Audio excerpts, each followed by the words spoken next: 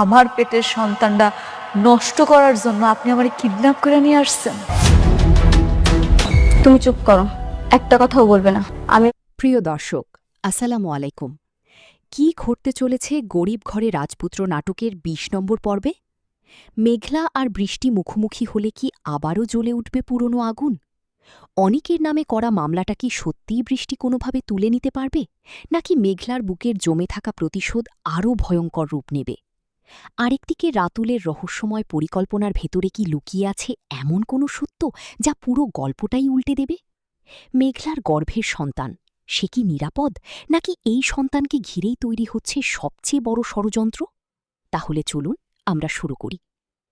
এরপর দৃশ্য খুলে যায় এক অদ্ভুত নীরবতার মধ্যে, যেখানে মেঘলা একা বসে আছে অন্ধকার ঘরে, তার চোখে অনিশ্চয়তা ও আর ক্ষোভের মিশ্র ছায়া।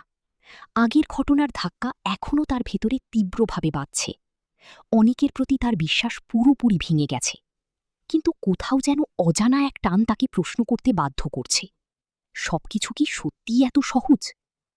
এদিকে বৃষ্টি ধীরে ধীরে নিজেকে প্রস্তুত করছে মেঘলার সামনে যাওয়ার জন্য, কিন্তু তার মনেও ভয়।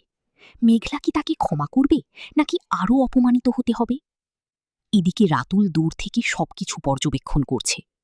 এক ঠান্ডা হাসি নিয়ে তার